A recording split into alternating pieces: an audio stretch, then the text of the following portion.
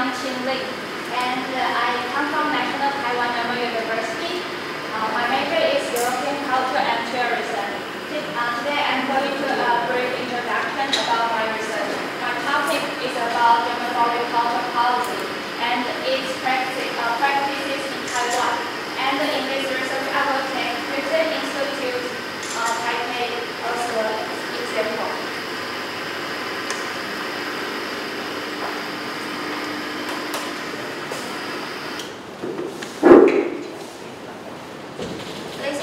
The first part is my introduction, purpose of the research methodology, the document of German foreign culture policy, and the actual practices of Goethe Institute Taipei. Then let's pass my conclusion. This is the introduction about German foreign culture policy.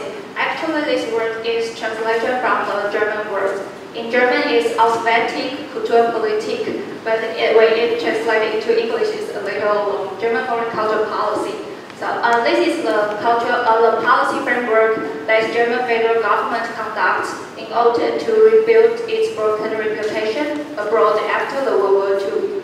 And the policy also wants to increase the knowledge about German culture, to shaping and maintaining a positive image of Germany, to establish a long-term partnership between Germany and other countries. So the German federal government will hold some cultural events to promote German culture and offering the scholarship for the foreign student or foreign scholars to study in Germany. So this is also my motivation to do this research, because in 2014 I received a scholarship from the German federal government. So I stayed in Germany for a summer. So that's why I want to do the further research about German foreign culture policy. And in 1950s, Goethe Institute has been appointed as the central organization of German foreign culture policy. So in this research, I will focus Goethe Institute and its progress in Taipei. This is the purpose of this research. The first is to summarize the historical background of German foreign culture policy. The second one is to scrutinize the basis of German foreign culture policy. And I will do this from the three related official documents. The third one is to understand the details of the operation and its practices in Taiwan through the interviews of Goethe Institute Taipei. This is my research methodology. The first part, I summarize the documents and literature analysis based on the previous study of cultural diplomacy and foreign culture policy. I also collect the material from the official documents from the important actors of German foreign culture policy, like German Foreign Office, Goethe Institute, Deutsche Welle, these are the important organizations which improve doing the German foreign culture policy. And I also do some face-to-face interviews in person. Last year I do 4 different interviews with the director of Goethe Institute Taipei in Taiwan. So here are the 3 most important documents of German foreign culture policy. The first one was released in 1970s. The name is the Guideline of German Foreign Culture Policy. This is the first framework of German foreign culture policy. And so this is a very important founding stone for this policy area. So this is still very important guideline today. In 2000, the conception 2000. In 1998, there is a parliament election in Germany, and after the election, they released the Conception 2000. This document focuses on that the German foreign culture policy is not only German culture, but also the European collective identity. So in this document, the government emphasized that we should also promote European culture, not only German culture. And in this document, we can also see the new ideas of partnership between the government and the private companies to promote German culture overseas together. And this document is also a way to examine the past 30 years from the first guideline in 1970s until 2000. It's already 30 years. The practices of German foreign culture policy overseas. And in 2011, the foreign culture and educational policy in the global era, it emphasized that now in 2011 is a new era. Germany has becoming the leading country in the international society. It has transferred from after the World War II. So the Germany should take much more responsibility to the international society. So they emphasize Germany should spread German value to the international society, to peacemaking, and to prevent the conflicts in the national society. And this is, sorry. And now I'm going to talk about the actual practices in Taiwan. This is the basic structure of Goethe Institute Taipei. There is one director, and there are 4 different departments in the Goethe Institute Taipei. They are Library and Information Department, Department of Cultural Events, Department of Language Teaching, Department of Public Affairs.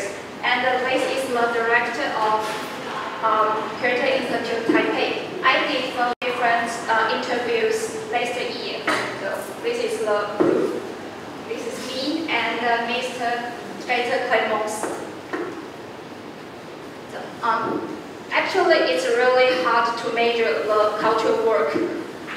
So I show the this table to show the statistics of Goethe Institute in the East Asia area. So on the table you can see the first line is Taipei, then Seoul, Tokyo, Osaka, Hong Kong, Beijing, Shanghai. Now there are 7 different Goethe Institutes in the East Asia area. At first you can see the population size. Compared to other big cities in Asia, Taipei is not so big. There are about 4 million people in Taipei. But you can see Seoul is about 10 million and Tokyo is much bigger. But you can back to see the figures of Taipei. The one who take German courses or courses and examination, the participants of educational cultural programs, or the one who use the information and the libraries in Goethe Institute Taipei. Actually, the Taipei Goethe Institute performs well compared to other cities. So on the table, we can see that the cultural work in Taipei is successful compared to the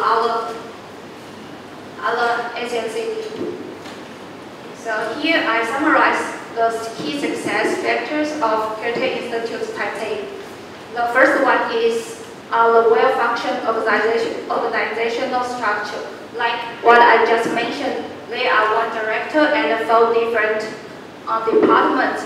But actually, some Goethe Institute branches, they don't have a library, or they don't have the public affairs, or they don't have the cultural event department. But in Taipei, there are a complete organizational structure. So this is the first reason.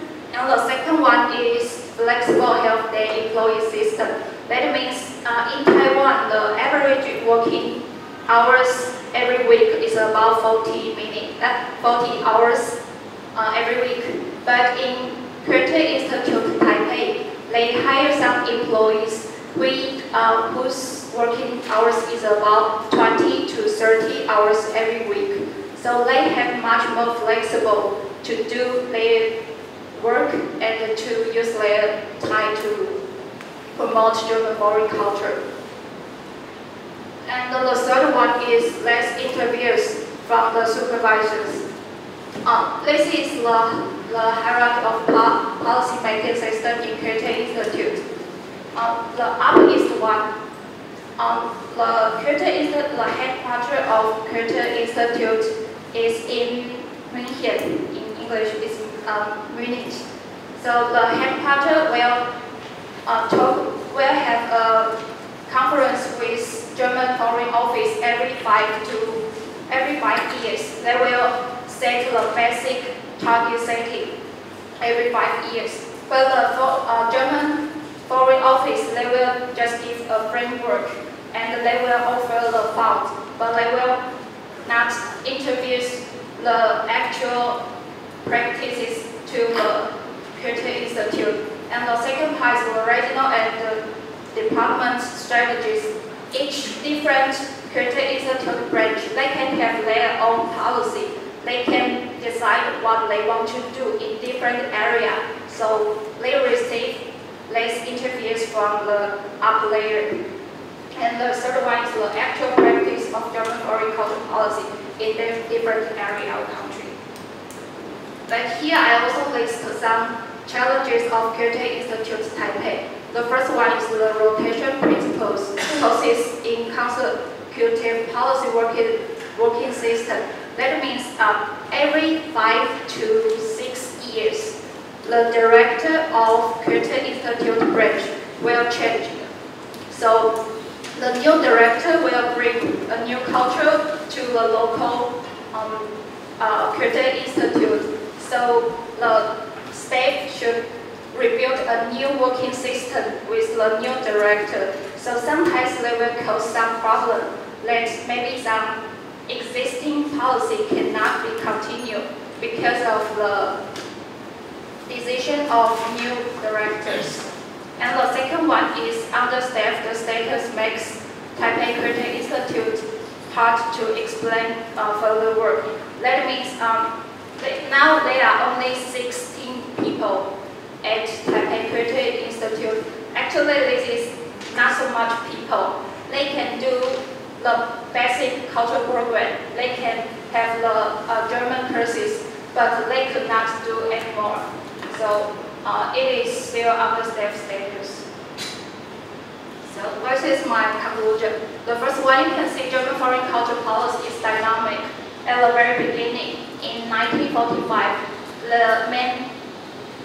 the main goal is to rebuild the broken reputation after World War II. They want to create the positive image of Germany. But in 1970s, the first guideline of German foreign cultural policy was released. In 2000, we can see a united German. And united Germany, they focus on not only German culture, but also the European collective culture. And today, in 2016, Germany is becoming a leading role in the international society. So the Germany should take more responsibility to spread their values like democracy, freedom like this to all over the world. The second one is the working system of Goethe Institute is a successful instrument to promote German culture. Now the Goethe Institute has located more than 19 countries, and there are more than 150 branches overseas. The third one is the practice in Taiwan functions well.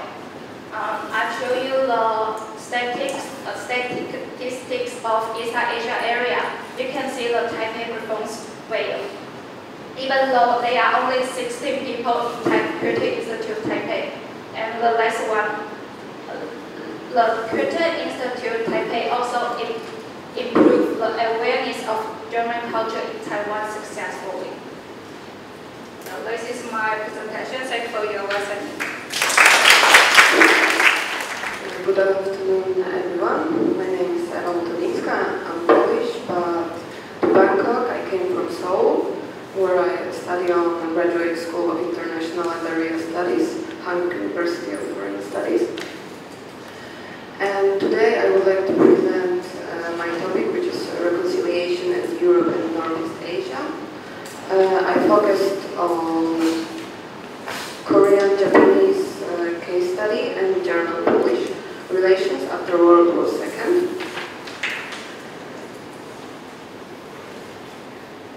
And my presentation basically is divided into 6 parts. Let me start by answering the question, why did I choose this topic? As a Polish citizen living and studying in South Korea, I was always interested in comparing similar issues, similar circumstances in Europe and Asia, which I know sometimes can be risky and not easy. In my research, I would like to focus specifically on reconciliation between Poland and Germany and Japan and Korea. And within the framework of this comparison, I would like also to seek for answer to the question how historical memory and national identity influence current interstate relations. This is my way from Poland to Korea. That's all. Okay. So current situation in Northeast Asia, especially between South Korea and Japan, is very often described by a recently coined term, Asian paradox, indicating close but at the same time very distant relations between those countries. While we can observe significant growth in cooperation in such areas as culture exchange and economy, we cannot say the same thing about political relations. First of all, Koreans still expect proper apology from the Japanese side for the all past wrongs made by Japan, especially during colonial era or during World War II. While Japan more and more often complain on so-called apology fatigue. Even though last month we witnessed another attempt, or we should rather say another step in a reconciliation path between Korea and Japan, both sides still seems to be not really satisfied with the outcome of it.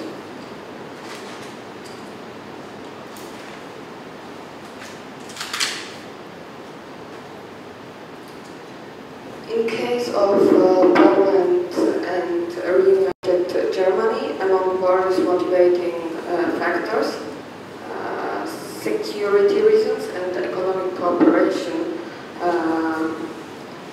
were the most important ones. It is also worth mentioning that after Soviet Union collapse, Germany was the main proponent of Poland's participation in NATO and the European Union. So, my general research question is, how do post-conflict interstate relations differ?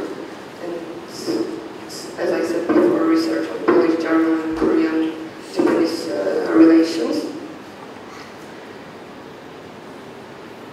But the ultimate goal of my research is to answer questions when and how do historical memory and national identity matter in post-conflict interstate relations.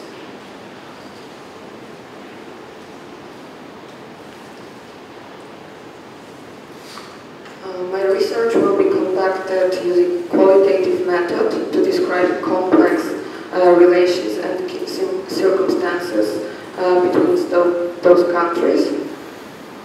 But at the same time, I will use quantitative analysis, like statistical analysis, to measure degree of economic interdependence operationalized by trade volume. I would also like to mention that the ultimate goal for me is to delineate sufficient and necessary condition for appearance of full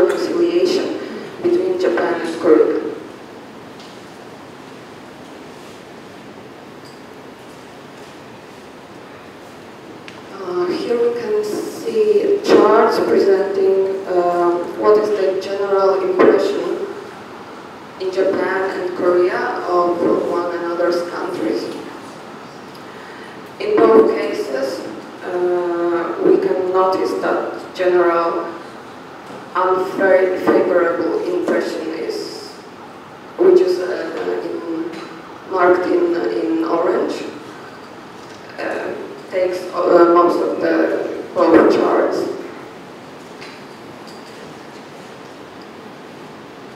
And here we can also see the outcome of similar survey conducted in Poland and Germany in 2011. And as we can see, both sides have a generally favorable impression about each other.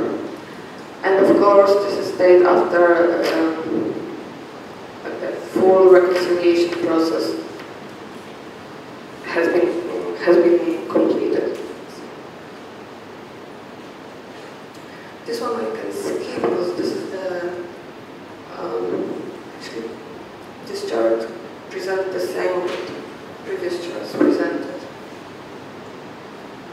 And what are my initial conclusions?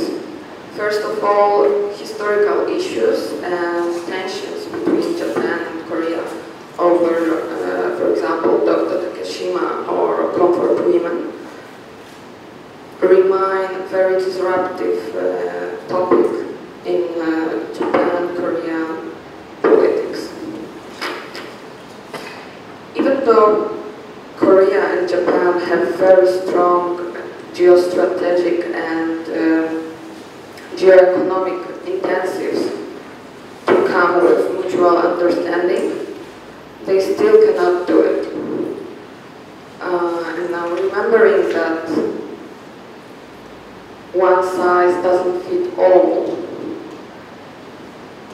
what Japan and Korea can take, what kind of lesson those Asian countries can take from European reconciliation experience. First, both sides have to acknowledge that indeed they need each other, not only in economic way, but also in terms of political cooperations. Secondly, apology has to be not only made, but also accepted for the conducting of further reconciliation process. And finally, there must be a readiness and a capacity of exercising political leadership over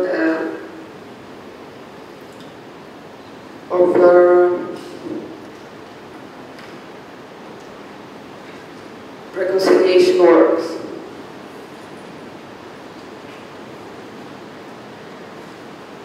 And what I presented now is just a draft of my, I hope, future MA thesis.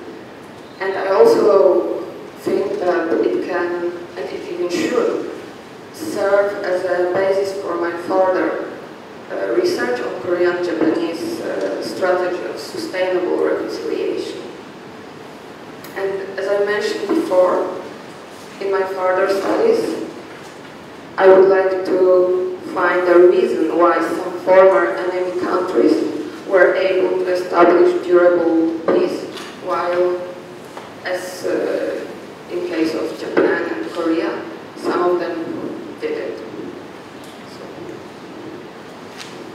that's the end of my presentation. Here is just a bibliography. Thank you very much.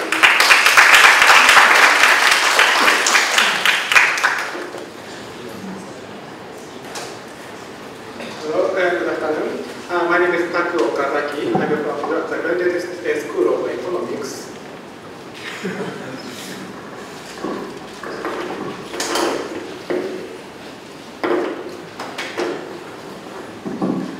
I'm from the Graduate School of Economics of Kobe University, Japan. My presentation is automotive industry and FDI in the 4 Visegrad countries, the Czech Republic, Poland, Hungary, and Slovakia. At first, I introduce my contents, and at first I would like to explain my research objects, and after that I will make a short introduction about the FDI and the economy of the Central and Eastern European countries. After that, I move to the main issue, the comparison of automotive industry in V4 countries, the Czech Republic, Poland, Slovakia, and Hungary. And finally, I will make the conclusion. At first, I introduce my research object. The main motivation of my current research is why each automotive industry in V4 countries shows different trajectory on the development. And the purpose of my presentation today is to trace the development of the automotive industry in Central and Eastern European countries, called CEE countries, and to clarify the role played by the government to induce foreign direct investment, FDI. And the method of the research is comparative analysis of the automotive industry in these V4 countries. Utilizing a long tradition of car manufacturing beginning in the 1890s, automotive industry in CE countries tried to resume vehicle production soon after the transition starts. This transition is from a central planned economy to the market economy. And after that, EU accession in 2004 is also the key event about the FDI through the political and economic change in these 3-4 countries. And nowadays, car manufacturing plants, including suppliers in V4 countries, are integrated in a relatively small at 400 kilometers diameter, ranging from West Slovakia to Eastern and Central Czech Republic, from southern Poland to northern Hungary. Then, I would like to move to the automotive industry in each country. At first, we examine the Czech automotive industry, which is the most successful in these V4 countries, and the Polish industry, which shows a kind of transformation and stagnation of the production, automotive production in this area. The Czech Republic has inherited the richest tradition of car manufacturing in the CE countries, and its automotive production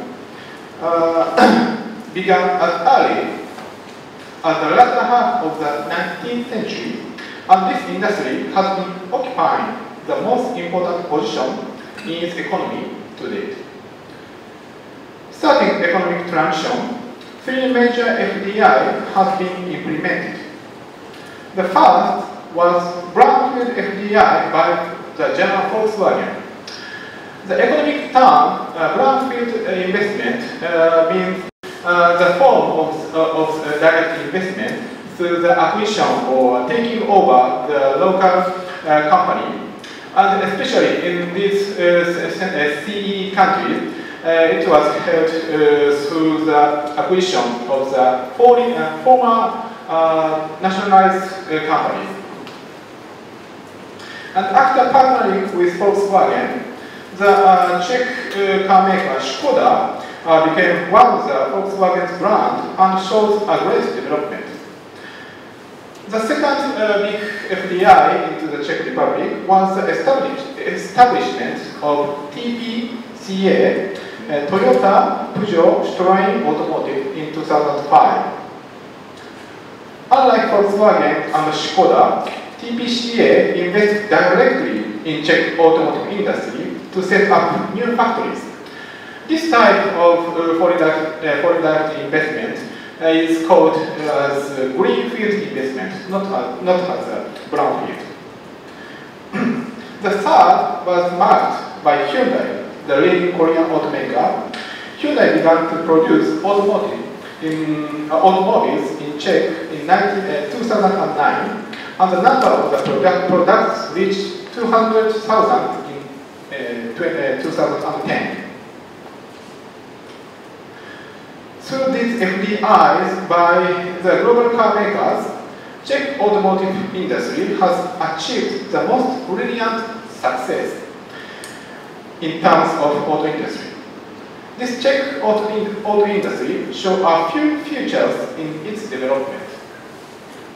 One of them is that the Czech auto industry tended to export assembled products and became a base for exporting automotive products. And another is that Czech government succeeded to make a desirable contract with German Volkswagen, which decided to last the Czech brand name Škoda after acquisition. In harmony between governmental treatment and investment strategy of major car makers, foreign car makers, Czech automotive industry has came to produce 1.2 million cars a year. And next is automotive industry in Poland. Poland also has long tradition of automotive industry. A unique feature of Polish auto industry is the partnership with the Italian maker Fiat, even in the socialism era.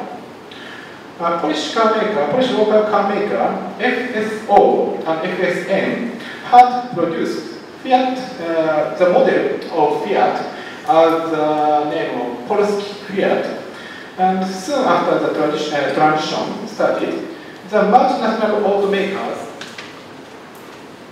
started to invest directly in the former state-owned enterprises under the guidance and leadership of the Polish government. However, Polish auto industry failed to make the same degree of success as Czech industry.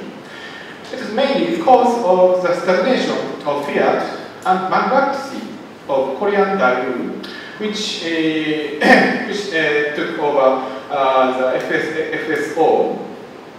So, in spite of this production stagnation of the Polish car production,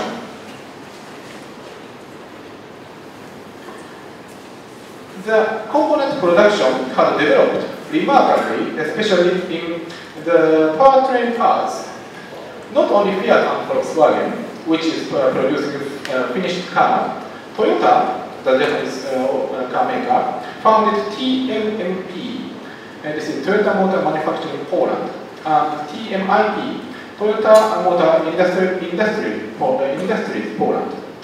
These companies produce gasoline and diesel engines and export to other factories, including Czech TPCA. The Polish government has thought the automotive industry as a core industry of Polish economy. Therefore, the government has conducted some invest-attracting measures. One of which is Special Economic Zone called SEZ. Investors who invest into SEZ are able to get legal assistance, tax reduction, and simplifying the invest procedure, and so on. In addition, EU fund and governmental grants have played an important role to induce the FDI into the automotive industry in Poland. As we saw, Polish auto industry has experienced the stagnation of finished car production and its transformation to the car component production. From this point, I think the trajectory of Polish auto industry should be continually researched in terms of the development and transformation of the automotive industry in Central and Eastern European countries. And next is the automotive industry in Slovakia. the division of the coalition in 1999, Czech Republic inherited virtually nearly all of the automotive facility jointly owned by the former Czechoslovakia, and privatized Škoda, the oldest car maker in Europe. So the Czech Republic, in addition, succeeded in inviting Volkswagen to invest in Škoda. Volkswagen utilized existing facility and workforce in the Czech Republic. So without this favorable condition according to the Czech Republic, Slovakia was forced to start the automotive industry from scratch. The government recognized the importance of automotive industry to enhance the development of economy and its industry. The Slovakian government decided to concentrate its scanty capital and workforce into the vehicle production.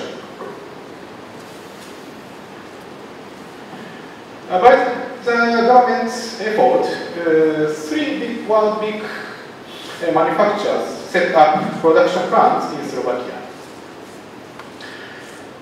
Volkswagen established in Bratislava in 1991, and PSA, the Peugeot train, in Trnava in 2003. Korean Kia Motors in Žilina in 2004. The total number of vehicles produced annually by these makers has reached 1 million.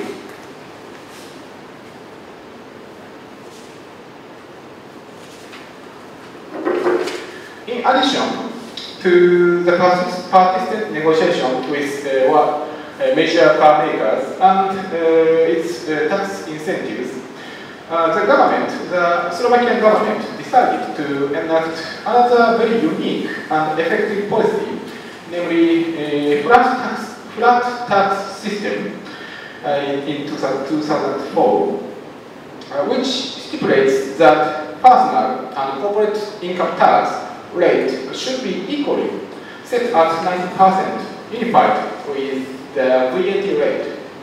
The simple and transparent system of taxing was welcomed by foreign investors. Thanks to this government assistance, automotive industry in Slovakia became the largest and most vital sector of industry in Slovakia, accounting for nearly 13% of its GDP. And last is automotive industry in Hungary. Unlike the Czech Republic or Poland, Hungary had practically no preceding history of automotive manufacturing except bus or trucks. In the face of the geographically and historically unfavorable situation, Hungarian government was forced to give a full support to global car makers setting up new factories. The Japanese Suzuki established the Major Suzuki in Hungary. That is a case in point. It was established as a joint venture of Suzuki with Hungarian government, and the government took part in the management activity. The Japanese Suzuki, one of the first companies entered Hungarian automotive industry, has been playing a vital role in Hungarian car manufacturing and contributed greatly to Hungarian economy. Major Suzuki, Suzuki's company in Hungary, was founded in 1995, 2 years after the transition, and began to produce a small car, Swift, in 1992. Suzuki has concentrated vehicle manufacturing in Europe on Major Suzuki, which produces 300,000 cars yearly. And after that, the German Audi, a subsidiary company of Volkswagen, founded Audi Hungarian Motors Gift in 1993. The number of finished car manufacturers by Audi Hungary is so small. And the country, back to the country, that of engine reached 1.9 million per year. The Audi occupied an important place in Hungary, in Hungarian auto sector and its component sector. So, as we've seen, the trajectory of the automotive industry in these four countries is very different each other, and this is my conclusion. The first is, as I said, the automotive industry in V4 has greatly developed through the inflow of FDI since 1990. However, the trajectory of the development in the V4 industry shows different, especially by the form of the investment. It is the form of the brownfield investment and greenfield investment.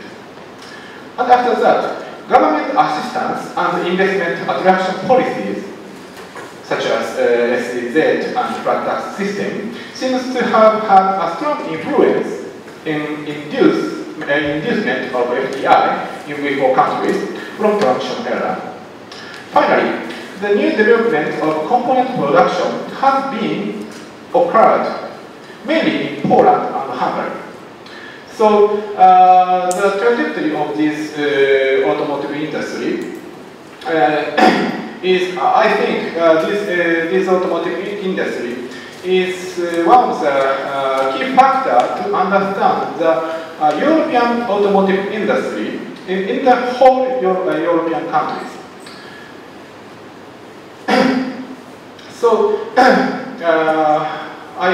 I would like to continue to research of this topic and clarify the development of the automotive production network in the Europe and other regions. This is my presentation. Thank you very much.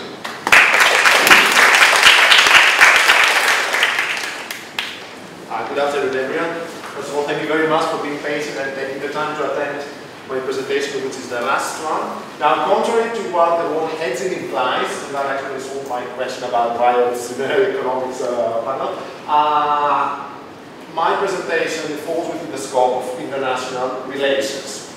My name is Stratos Pourzitakis. I'm a Ph.D. candidate at Hong Kong Baptist University, and I'm Greek, and I'm not talking about the Greek crisis today. So, after providing you an outline of my PhD research, I will walk you through the notion of energy security. I will analyze the concept of energy hedging, and then I will take Chinese and the EU energy hedging strategies in the Caspian region as a case study, and I will finish my presentation with some conclusions. So, my PhD topic is about the impact energy security approaches have to the strategy of energy hedging.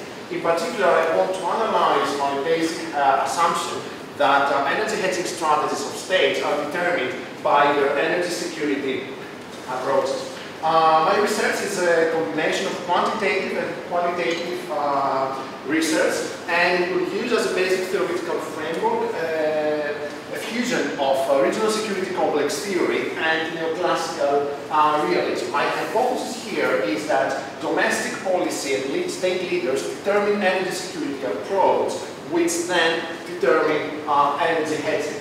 Finally, my quantitative research, which is the last part, and I have not, I'm still working on it, plans to answer my final hypothesis assumption, which is that the more states deviate from market-based approaches, the less energy security they have. Hence, I will examine the impact of energy hedging in energy security. I will use the European Union and China as two case studies in the Caspian Sea region because they have very diverse energy security approaches, at least as a starting point. And also, I will do this focusing on Caspian Sea region because it's an area where the two states actually meet with respect to their energy security interests. Now, a pretty fair question would be, why should we care all about this? Out of politeness, I would say, but on a more academic perspective, three things. First, I plan to check the applicability of neoclassical realism in the framework of regional security complex by establishing an energy security complex and assessing the applicability of neoclassical realism. Two, because Nowadays, in a very interdependent and complex world, international relations, as you know, it's not black and white. It's not balancing and valuing. It's not mercantilism or market-based approach. And in this gray area, energy hedging as a notion can give us some answers. A very well applied, yet underdeveloped and underanalyzed theory. And finally, because I will use in my quantitative research an energy security model, we'll use as a starting point the risk external energy supply index, which will be further developed in order to meet my research interests. So, energy security is a buzzword. Today we have 3 or 4 presentations with respect to energy. The most common definition of energy security that was also coined by the European Foreign Affairs in 2006, but we also find nowadays on the website of the International Energy Agency, is an interrupted availability of energy sources at an affordable price. This is a correct definition even today, yet it does not reflect the multifaceted concept of energy security. For example, in 2008, Baumann, in his paper Energy Security as a Multidimensional Concept, identified 4 dimensions of energy security: internal policy dimension, economic dimension, geopolitical dimension, and security dimension. Now, among various issues that touch upon the concept of energy security, security of energy supply is perhaps one of the most traditional, most important concepts. Now, by all and large, how a state applies its energy security policy depends on how it understands energy security and the challenges that it meets. Briefly, we have 2 very basic approaches. The first one is a strategic approach that understands energy security as the adequate and secure supply of energy. For those who subscribe under this approach, energy security is a zero-sum game, and they focus on relative gains vis-à-vis other countries. They believe that the goal of an energy security policy is independence from external supplies of energy, minimize dependence on energy imports, and this in many cases leads to resource nationalism, mercantilism. They promote bilateral relations, and they consider, they give priority to the role to the government in terms of policy making. Energy security is something very important to be left at the hands of international institutions. As I'm sure you guess, China is quite typical representative of this approach, at least as a starting point. The other approach is a market-based one, which takes a more complex view on energy security. It integrates all resources, markets, institutions, and energy security is not a zero-sum game. Through cooperation, international institutions, and multilateralism, energy security can be achieved even if there is no energy independence. European Union is a typical subscriber to this approach. Now, contrary to the traditional mainstream idea that usually China is a mercantilistic state with its strategic approach, while the European Union is a market-based subscriber, that's not the case. In both actors, there is an internal debate throughout many years with respect to what kind of energy security approach we will have. In China, you see a lot of scholars, even some policymakers calling for a more liberal market-based approach, especially these days we have even more interest given the challenges and the transition the Chinese economy has been going through, while in the European Union there are calls for a more geopolitical, more results-oriented energy approach, especially vis-à-vis Russia and other energy suppliers. Some say that the liberal normative approach the European Union takes towards energy suppliers does not work with countries that play by other rules, mainly maybe Russia. So how does energy hedging get into this? First of all, for those who are not very familiar with the concept of hedging, we take the concept of hedging from finance. Now, in finance, hedging is a strategy aimed at reducing the risk of an unfavorable price movement in an asset. Say, for example, you have dollars in your pocket and you're afraid that US dollar's price might go down. What you do, you just invest some money in buying a derivative that will allow you to mitigate this risk. Now, using this as a starting point, some scholars have developed hedging as a concept of energy in international relations. So what is hedging is adopting a strategy that is not straightforward either towards adopting a balancing approach or bargaining towards a potential risk. Now, using this, we can identify energy hedging as a strategy to tackle supply disruption contingencies while avoiding straightforward policies. That is to say, not putting all our eggs in one basket. We identify a risk, we want to contain it, so we adopt a very basic strategy, but at the same time, out of fear that this might not work, we take another position. We spend some of our resources in a strategy that will mitigate the risk of a possible failure. This has a very basic foundation. What Austin has said that no energy system can be entirely secure. So we always need to mitigate risk and also hedge against those. So again, in energy security, energy hedging is tactical uncertainty, is combining elements of cooperation and competition. The important with energy hedging is that it combines elements of cooperation, competition, at the same time of strategic approaches and liberal market-based approaches. This is something that can also be met both in the case of the European Union and China's energy security. So using a paper I found on Contemporary Southeast Asia 2008, published by Ewa Motylinska on Singaporean Malaysian foreign policy toward China, I've developed this model, which actually needs to be further developed. I'm sorry, those are not properly displayed. So here we have an axis of policy choices with respect to an energy security risk. At the one extreme of the pole, we have the balancing strategy, pure form of balancing, while at the other extreme of the pole, we have a pure bargaining strategy. Now, what we do here is we identify 5 pillars of a set of policies that constitute energy hedging strategy. They are different in the sense of proximity with one of the two extremes. Now, the first one is indirect balancing, which is, as you can see, of course, next balancing strategy, which is actually aimed at balancing against a threat, while at the same time, not having a straightforward deterrence policy. In our case, it might be fostering energy security ties, improving energy capabilities without also challenging the threat. Next, we have dominance denial, which is bring in the energy security landscape in the problem we face, some big powers or applying collective energy diplomacy. Then, this is our neutrality point, and then we move towards bargaining. We have economic pragmatism, which means that we identify the risk, yet we foster energy trade relations with the big power that threatens us. Next, we have binding engagement, institutionalized the big power via closer institutional links, and then we have a limited bargaining, which is close bargaining, yet doesn't recognize the subordinate or the subordinate superior relationship.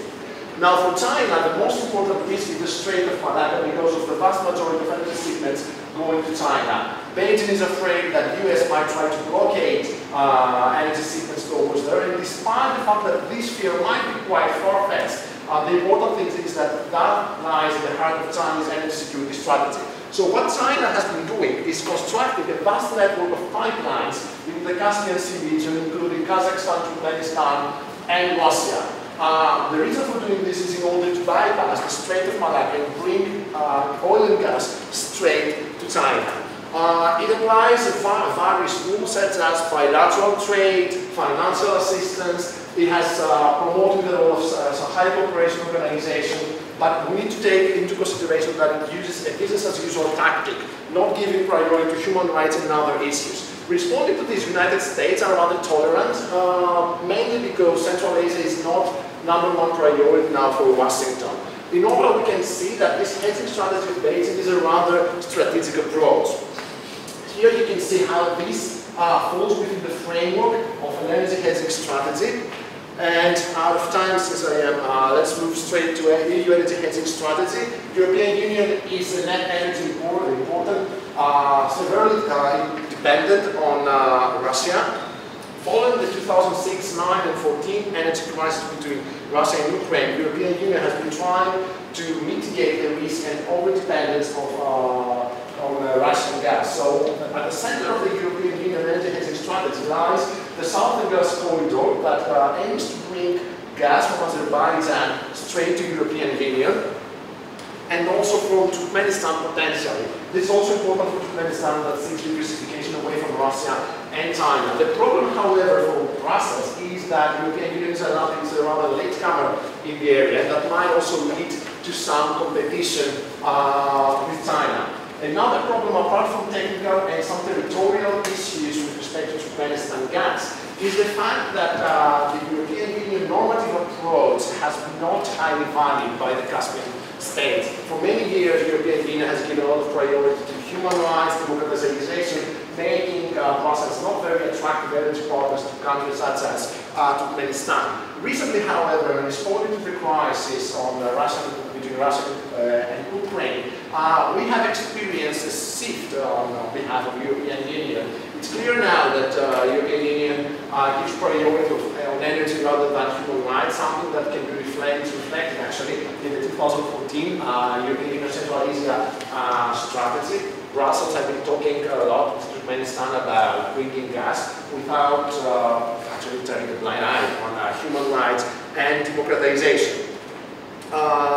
In parallel, this energy hedging strategy, although it aims actually not to totally challenge Moscow, has led to some what I call energy security dilemma. And this has actually been provoked when Russia has tried to respond to the EU plan for the Southern Gas Corridor by introducing the South Stream and the Turkish Stream. What actually the European Union did, contrary to market-based approach, was to securitize the Russian plans and adopt a mercantilistic approach. This is the pattern of the European Union. To summarize, both actors have been using energy hedging as a strategy. Caspian Sea falls within the center of their energy hedging strategies, and we can clearly see that both they reflect their energy security approach in their strategies. However, China appears to have a more clear-cut correlation between a mercantilistic strategic approach and its energy hedging strategy, while the European Union fails to properly and successfully attach its energy security approach in the recent changes in its energy hedging strategy. Thank you very much.